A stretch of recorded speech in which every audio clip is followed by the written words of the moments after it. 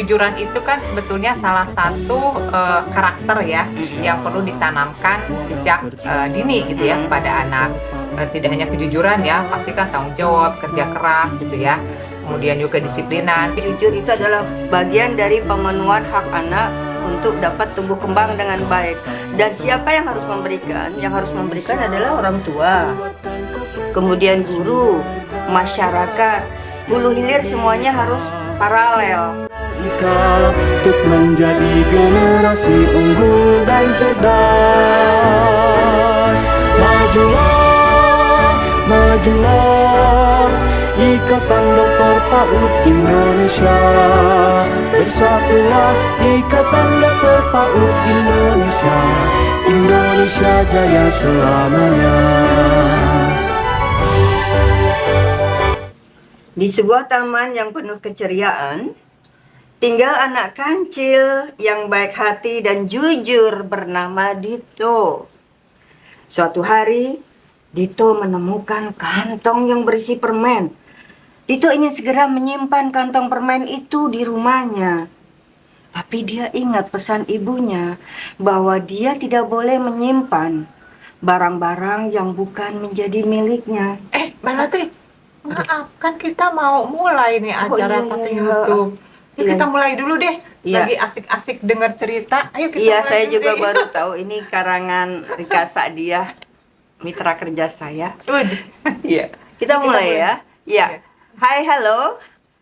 Saya Latri Mumpuni dan mitra kerja saya adalah Mbak Rika Sa'diah. Kita dari Ikatan Dokter PAUD Indonesia, IKAT PAUDI. Yang hari ini kita akan membahas tentang jujur. Jujur itu hebat. Ya. Mbak Rika, karena ini buku juga baru saya ketemu hari ini, bisa diceritakan tentang buku ini? Kenapa Rika? Kenapa kancil yang biasa nakal identik dengan nakal, culas, suka mencuri, ketimun dan mencuri yang lain, kok tiba-tiba di sini diceritakan tentang kancil yang baik hati dan jujur? Maksudnya gimana jujur itu? Iya, oke Mbak Latri, terima kasih ya. Saya sendiri ini hampir lupa nih buku yang udah 2 tahun yang lalu dan diminta juga saya ikut andil lah ya tentang cerita kejujuran gitu. Jadi betul tadi kata Mbak Latri, ya selama ini kan kita tahu kalau yang namanya kancil itu identik dengan ya binatang yang suka mencuri mentimun ya teman-teman ya. Nah, sekarang ini kita sebetulnya harus mencari figur-figur yang memang positif, yang bagus, yang bisa dijadikan contoh gitu. Jadi saya mencoba ya kancil itu tidak identik dengan ya binatang yang suka mencuri. Nah, si kancil ini ya saya kasih nama dengan nama Dito gitu. Jadi perlu juga sekarang teman-teman guru, orang tua juga jangan selalu mengidentikan figur kancil itu adalah binatang yang suka mencuri gitu. Jadi seperti itu sih sederhananya dulu. Iya, jadi kancil yang dulu masa lalu itu adalah kancil yang salah asuhan. Barangkali saat itu kancil belum memperoleh pendidikan karakter, budi pekerti yang luhur tentang bagaimana berbuat jujur. Kita masuk ke berbuat jujur. Kalau kita tarik ke atas, itu jujur itu adalah merupakan bagian dari hak anak, pemenuhan hak anak untuk tumbuh kembang. Bagian dari pemenuhan hak anak untuk dapat tumbuh kembang dengan baik. Dan siapa yang harus memberikan? Yang harus memberikan adalah orang tua, kemudian guru, masyarakat, hulu hilir semuanya harus paralel. Kalau di rumah diajarkan bahwa mengambil benda tadi seperti kancil, menyimpan kantong permen itu tidak boleh di rumah, berarti di sekolah pun juga sama, harus diajarkan tidak boleh menyimpan barang-barang yang bukan haknya. Sama di masyarakat pun juga sama, di tetangga, di lingkungan rumah pun juga sama, harus memberikan pendidikan yang sama bahwa mengambil barang yang bukan milik orang lain meski nemu di jalanan itu tidak baik. Tidak boleh disimpan, jadi harus dikembalikan kepada pemilik. Seperti cerita yang Mbak sampaikan melalui buku tersebut. Jadi harus linear. Ini adalah merupakan pemenuhan hak-hak anak dalam bidang tumbuh kembang. Nah, Terkait dengan pendidikan karakter, Mbak Rika bisa menjelaskan bagaimana mengajarkan kejujuran ini baik di rumah, di sekolah, di dalam masyarakat agar paralel, agar sama persis.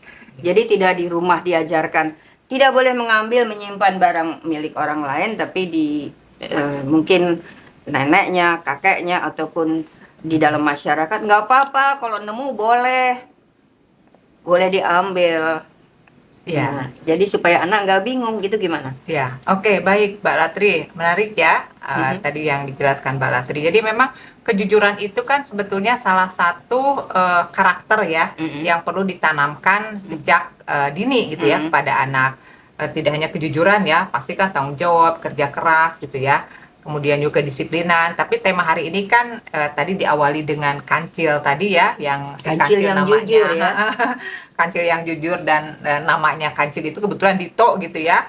Nah, ternyata memang untuk penanaman karakter ya, kejujuran ini ya sama dengan yang lain. Yang pertama itu adalah harus dikasih tahu secara pengetahuan bahwa jujur itu apa sih nak, diajarkan apa itu kejujuran kepada anak. Kemudian nanti otomatis orang tua atau guru dan lingkungan sekitar ya otomatis harus memberikan menjadikan kejujuran itu pembiasaan dan contoh teladan ya. Nah, Jadi terakhir tidak adalah hanya dikatakan contoh teladan. saja bahwa Ya, kamu betul. harus berbuat jujur, tapi juga harus diberikan contoh Ya, bagaimana contoh konkret, orang ya. tua berbuat jujur, anak juga berbuat jujur. Jangan sampai nanti kalau ada tamu nanti bilang ibu nggak ada ya. Nah, itu kan sama aja mengajarkan anak untuk tidak berbuat jujur. Nah, itu, iya.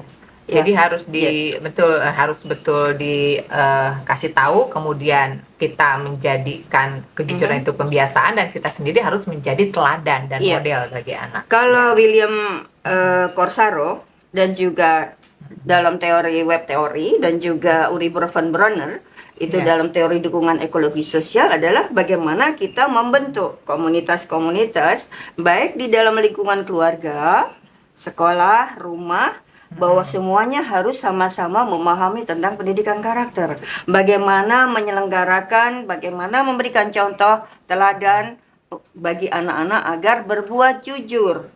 Ya. Jadi anak-anak tidak bingung di rumah diajarkan Ya. apa, di sekolah apa, di masyarakat apa. Itu yang harus kita kuatkan. Dukungan ekologi sosial dan juga jaring laba-laba agar masyarakat, keluarga, dan juga lingkungan pendidikan pastinya membentuk karakter anak agar dapat berbuat jujur. Begitu Mbak Rika? Betul berarti. Jadi memang bicara kejujuran itu ya karena tadi adalah salah satu dari pendidikan karakter ya, harus ditanamkan, harus ditumbuhkan sejak dini. Jadi perilaku yang menunjukkan itu tidak jujur itu harus diberitahu dan juga harus diberikan contoh ya seperti apa. Kalau tadi kan sering lah saya sendiri mendengar ketika misalnya ada anak diminta orang tuanya bilang mama nggak ada ya, padahal mamanya jelas-jelas ada lagi nonton drakor gitu ya. Nah itu adalah jelas-jelas itu menunjukkan perilaku yang sangat tidak baik dicontoh untuk anak. Jadi betul-betul orang tua itu tidak tepat ya menampilkan sosok yang tidak jujur di depan anak. Ada loh regulasinya terkait dengan bagaimana mengajarkan kejujuran kepada anak dalam pemenuhan hak-hak anak, khususnya dalam hak tumbuh kembang. Ini di dalam Undang-Undang Nomor 35 tahun 2014 atas perubahan Undang-Undang Nomor 23 tahun 2002 dalam pemenuhan hak-hak tumbuh kembang anak dan hak partisipasi anak. Jadi hak yang kedua dan keempat ini merupakan kewajiban dari orang yang terdekat anak, yaitu orang tua. Pendidik utama adalah orang tua. Kemudian baru guru dan lingkungan masyarakat. Itu memiliki hak-hak, memiliki kewajiban bagaimana mengajarkan dan memberikan contoh teladan kepada anak. Kalau orang tua tidak mampu mengajarkan kejujuran kepada anak, teladan kepada anak, ada tuh sanksi-sanksinya. Ini yang barangkali selama ini masih kita belum abai. Ternyata ada yang memayunginya ya, karena itu adalah hak anak diberitahu ya untuk diajarkan. Kalau anak-anak tidak kalau anak-anak kemudian melakukan perbuatan yang tidak benar, misalnya tadi mengambil barang-barang yang tidak hak, 1, 2, 3, 4. Ini adalah kue yang berwarna hijau karena baju saya hijau. Jadi saya boleh mengambil 4? Tentu saja tidak. Ini adalah bagaimana kita berlaku jujur. Iya, baik. Oh iya, Mbak Latri. Saya jadi ingat ya, karena di sini kita membawa berani jujur hebat ini ya dari KPK nih. Ini, ya ini. Jadi ini juga menunjukkan ternyata KPK sendiri itu dengan slogannya berani jujur hebat ini menunjukkan bahwa karakter jujur itu penting untuk diajarkan, mengingatkan ya KPK itu bahwa ayo semuanya harus memberikan contoh karena karakter yang paling diutamakan itu adalah kejujuran. Karena menurut KPK itu katanya kejujuran itu adalah inti dari karakter. Ketika anak itu jujur, pasti dia tidak akan melakukan korupsi. Gitu, karena kan kejujuran itu Korupsi sama pengertiannya tadi ya, dari hal yang sederhana. Ya, betul, ya. Kalau kita Jadi, turunkan korupsi itu seperti apa? Korupsi kalau untuk penyampaian kepada anak pastinya ini ada kue 1, 2, 3. Mengambil, di sini mengambil. Saya, Mbak Rika, ada Mbak Yesi, ada Mas Dito, ada Ibu Ros. Berarti kan 1, 2, 3, 4 harus dibagi 4. Nggak mungkin kalau karena saya hijau kemudian saya ambil 4. Ini adalah bentuk-bentuk kejujuran dari di dalam lingkungan keluarga. Karena saya jujur, saya boleh dong pakai ya. Boleh sekali. Karena ini ya saya juga betul-betul ternyata ternyata KPK sendiri sangat menanamkan bahwa kejujuran itu penting loh oleh kita orang dewasa gitu. Iya, dan saya bangga bahwa pendidikan karakter khususnya kejujuran sebagai tiang dari karakter kita diajarkan sejak usia dini. Cantik sekali. Saatnya kita sekarang ngopi dulu ya, ngopi pintar. Saya jadi percaya diri, saya pakai pin jujur. Yuk, kita ngopi dulu yuk, Pak Latri. Mbak Rika, lucu juga ya kita bicara dari buku cerita tentang kancil yang identik dari suka memiliki karakter yang tidak baik, mencuri dan juga culas, curang. Kemudian sekarang kancil telah bermetamorfose menjadi kancil yang memiliki budi pekerti luhur, yang jujur. Kemudian kita bisa cerita juga tentang William Corsaro, Uri Bronfenbrenner, bagaimana mengajarkan dukungan ekologi sosial dan juga jaring-jaring agar menjaga anak-anak tetap berperilaku terjaga, jujur. Ini merupakan karakter yang sangat luar biasa. Pilar utama seorang anak untuk dapat tumbuh kembang, terpenuhi hak-haknya sebagai seorang anak yang untuk dapat tumbuh kembang, ini adalah kejujuran. Mengajarkan kejujuran sejak usia dini. Nah, Mbak Rika bisa menambahkan contoh-contoh tentang bagaimana mengajarkan, bagaimana dukungan ekologi sosial ini dapat menstimulasi anak untuk berbuat jujur? Ya. Oke, baik Mbak Latri ya. Tadi kita juga udah banyak sekali ya tadi yang udah diobrolkan ya. Jadi kalau saya menambahkan sedikit aja. Jadi kan kita ini ada perilaku, ada juga kejahatannya. Misalnya gini, kalau KPK itu kan dia mengatakan bahwa korupsi itu beda dengan perilaku koruptif katanya. Jadi ketika orang itu akan korupsi itu diawali dengan perilaku koruptif. Nah, salah satunya adalah ketidakjujuran gitu loh. Itu adalah cikal bakal seseorang yang akan nanti pasti melakukan korupsi karena dia terbiasa oleh orang tua dibiarkan untuk tidak jujur. Misalnya tadi kan anak jelas-jelas dia nyontek tapi justru disupport oleh orang tua gitu ya. Nah, disinilah pentingnya guru dan orang tua itu ya tanamkan bahwa itu adalah perilaku yang tidak baik gitu. Jadi contohkan, beritahu bahwa menyontek itu adalah hal yang tidak baik. Itu adalah perilaku yang tidak boleh dilakukan karena menyontek itu adalah mengambil hak orang lain, orang yang udah belajar. Dia kok jadinya mendapat nilai yang tidak baik. Kalau kamu misalnya karena nyontek jadi nilainya baik, otomatis kan itu merugikan teman kamu yang belajar dengan baik. Mencontek gitu. Adalah tujuan untuk mencapai tujuan agar nilainya baik. Sementara pendidikan karakter, kejujuran adalah mengajarkan proses untuk menjadi baik.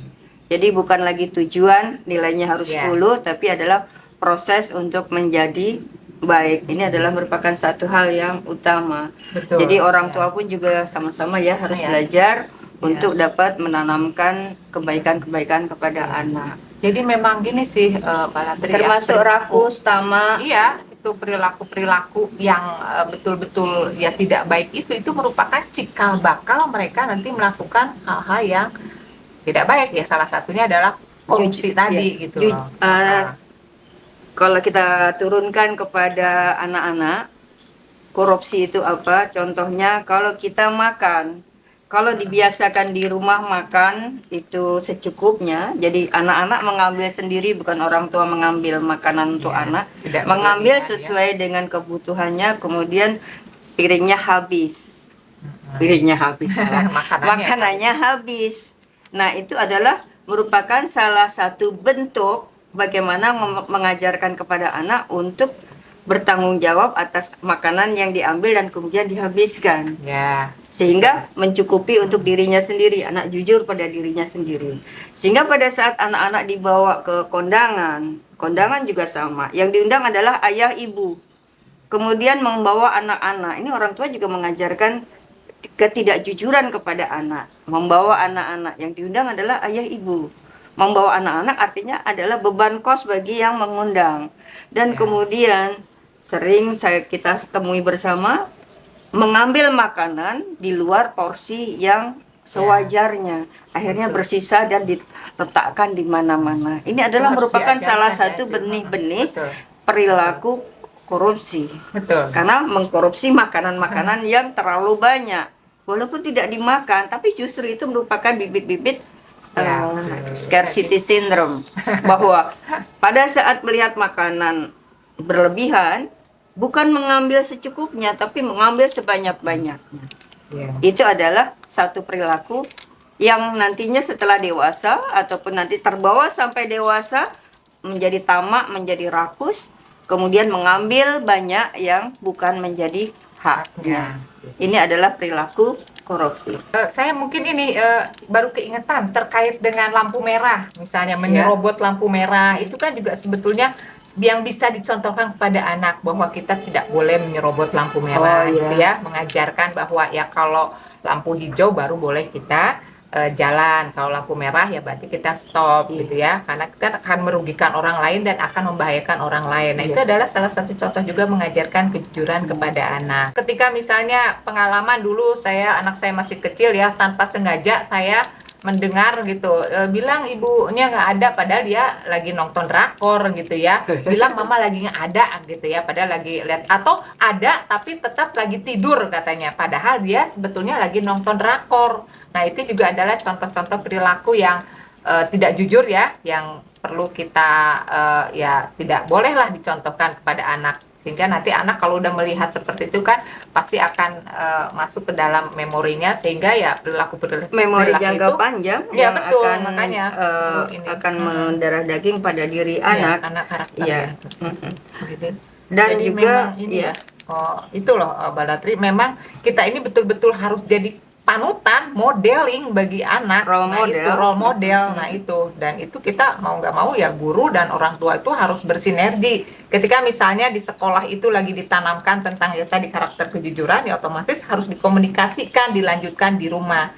Jadi ada ngobrol antara guru dan orang tua gitu untuk bisa melanjutkan penanaman karakter yang sedang dilakukan di sekolah, misalnya itu ya tadi kejujuran tadi. Jadi harus ada ya tadi yang teori apa itu dukungan sosial itu ya, dukungan ekologi sosial dan jejaring web teori itu dari Corsaro ya, termasuk William Corsaro. Ya. Ini buku-buku tentang bagaimana mengajarkan satu hal kebaikan, pendidikan karakter bagi anak, khususnya kejujuran. Ini ternyata di sini ada banyak sekali selain buku yang dibuat oleh Mbak Rika ya. Tadi saya lihat ada satu yang sangat menarik, gambar kucing, karena saya suka kucing. Oh iya, jadi gini nih Mbak Latri, jadi ini memang ada beberapa buku ya yang saya buat ya, ada beberapa, dan juga terkait dengan buku yang ditemukan oleh Mbak Latri ini adalah buku yang dibuat oleh KPK gitu ya. Jadi di sini juga adalah contoh-contoh bagaimana kejujuran itu perlu ditanamkan kepada anak. Nah, ini teman-teman Ikat Paudi, buku-buku dari KPK ini bisa diakses di website KPK ya, dan kita boleh mengambil, mendownloadnya, dan memintanya pun ke KPK itu bisa sekali, diperbolehkan gitu ya. Tapi kalau buku-buku karya saya ini bisa nanti menghubungi saya kalau yang berminat ya. Ini memang buku-buku yang khusus mengajarkan anak-anak untuk berperilaku jujur. Gitu, Ya, bagus ya. sekali. Ya. Ya, saya sangat suka dan ini secara spesifik buku-buku ini mengajarkan karakter Ya. karakter benih baik bagi anak-anak untuk dapat berbuat jujur. Jadi secara langsung ini loh contohnya bagaimana mengaplikasikan berbuat jujur dalam kehidupan sehari-hari. Satu yang bagus, apresiasi buat KPK telah menyelenggarakan buku-buku yang dapat secara mudah digunakan oleh para orang tua dan juga anak-anak dan juga guru bagaimana mengajarkan tentang kejujuran. Ya. Dan ada satu buku yang sangat menarik tadi selain buku ini. Oh, saya salah kalau semuanya sangat menarik, tapi bagi saya tadi beberapa yang saya buka di sini, pertama buku gambarnya besar dan kalimatnya sedikit. Ini yang sebetulnya lebih tepat untuk anak usia dini. Jadi Betul. seperti ini. Jadi barangkali nanti dapat dipertimbangkan kembali. Kita dapat menulis, teman-teman di Ikat Paudi dapat menulis bersama untuk KPK. Begitu ya Mbak Ika ya? Ya, bisa kita memberikan sumbang saran gitu ya kepada KPK langsung, itu bisa sekali gitu. Mudah-mudahan nanti kan bisa ada kolaborasi ya mungkin ya ke depannya ya, antara Ikat Paudi dengan KPK dalam menyiapkan, menyelenggarakan atau ya apa ya, yang membantu lah untuk ya, amin ya. Kembali ke laptop tadi, bagaimana kita memberikan contoh pendidikan karakter jujur kepada anak.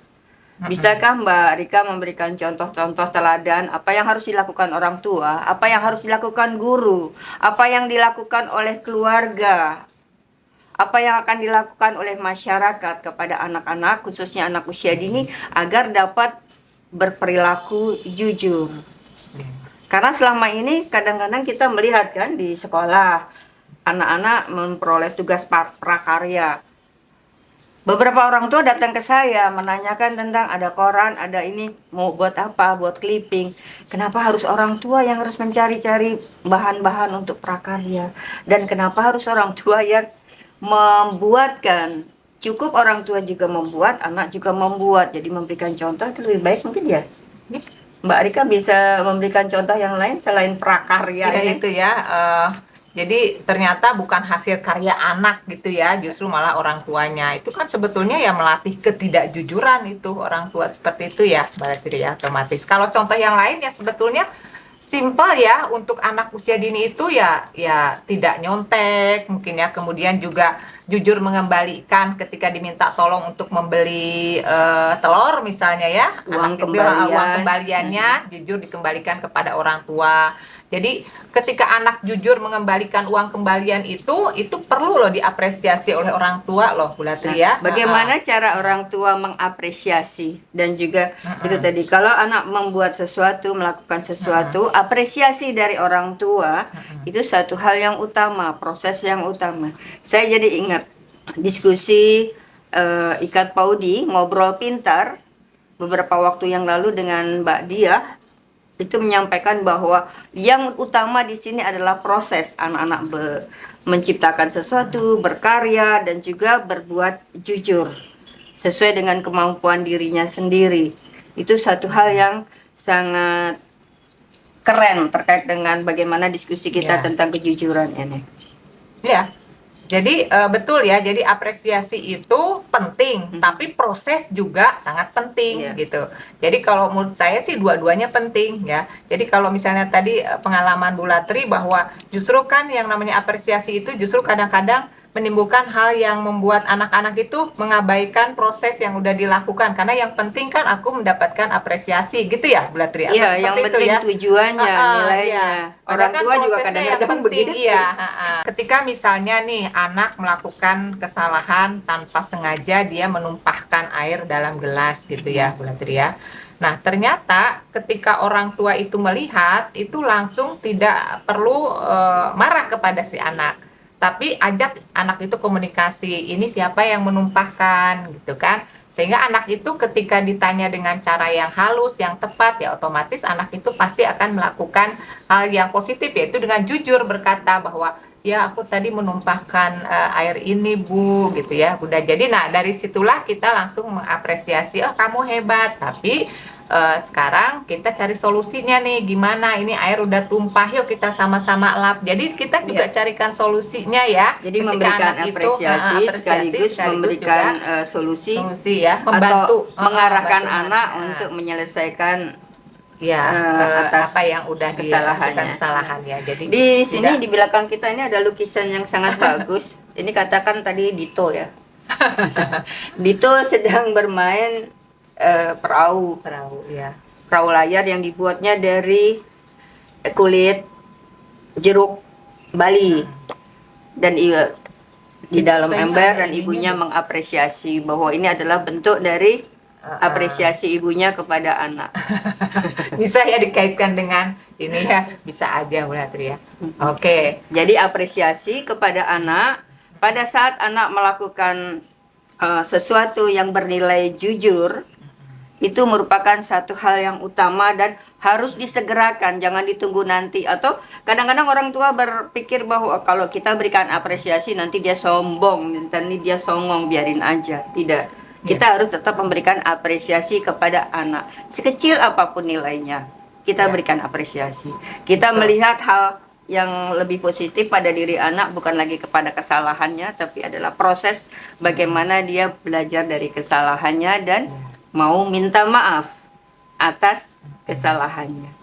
Minta maaf juga merupakan bagian dari kejujuran. Ya, bisa Artinya dilakukan mengakui ya, bahwa dia melakukan satu hal yang keliru.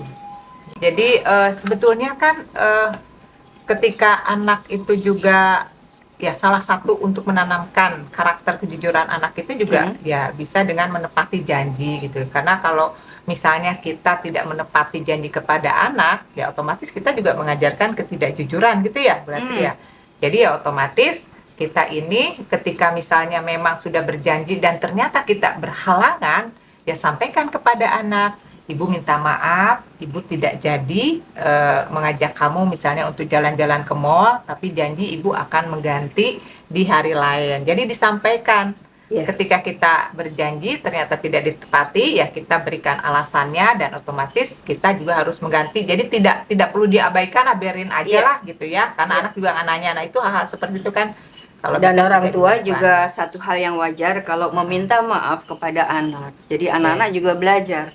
Oh, ibuku, orang tuaku bisa minta maaf padaku. Jadi satu hal yang wajar kalau kita segera minta maaf dan tidak mengulangi kesalahan. Iya, Mbak Rika. Simpulan diskusi kita hari ini, kalau boleh, dari Mbak Rika apa? Oke, kalau bahasa kerennya katanya closing statement ya dari obrolan kita ya. Wah, closing statement bahasa keren gitu ya. Oke, kalau dari saya, ya menanamkan kejujuran itu adalah sebuah kewajiban bagi kita sebagai orang tua dan juga pendidik ya. Pendidik itu kan tidak hanya orang tua, guru, dan juga lingkungan di mana anak berada. Kita semua punya tanggung jawab untuk memberikan contoh teladan. Nah, saya ingat Mbak Latri apa yang dikatakan oleh Bapak Wakil Presiden mantan yang pertama ya Pak Muhammad Hatta ya.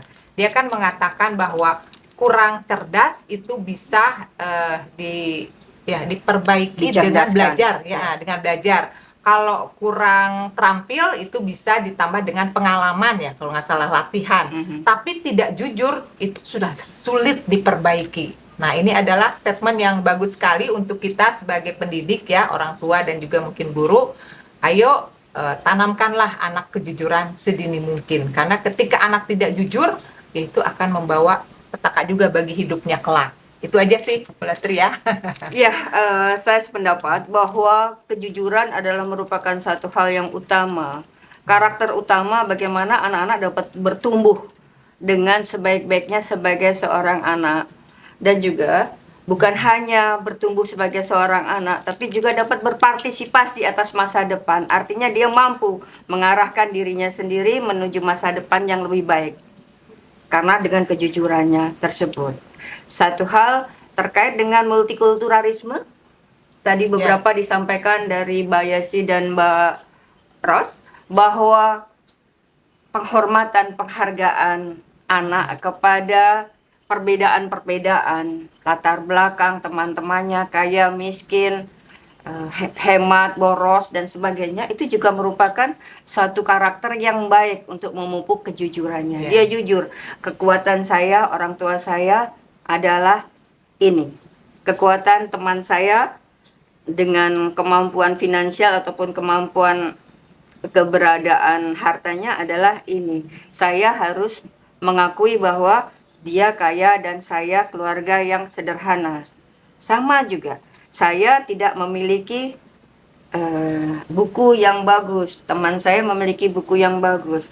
Saya juara 2, teman saya juara 1 karena dia lebih rajin belajar, karena dia lebih tekun belajar.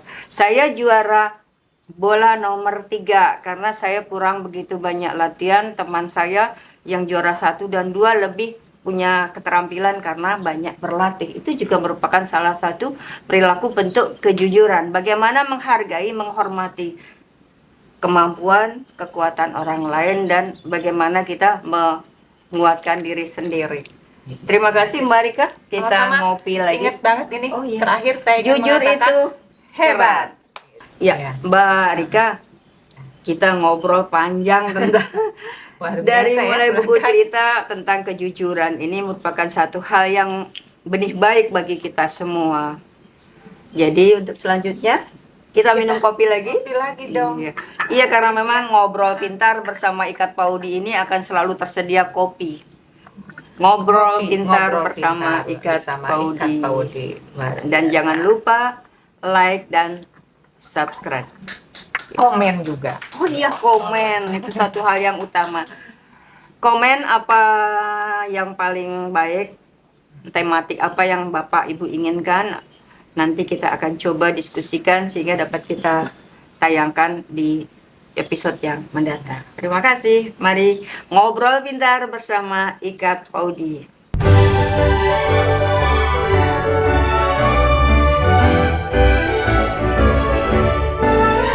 Ikatan Dokter PAUD Indonesia, wadah perjuangan para dokter PAUD Indonesia, mengabdi berbakti untuk wujudkan generasi emas bangsa.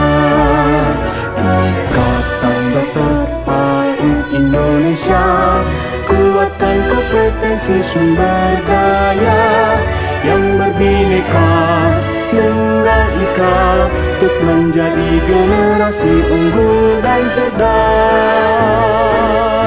Majulah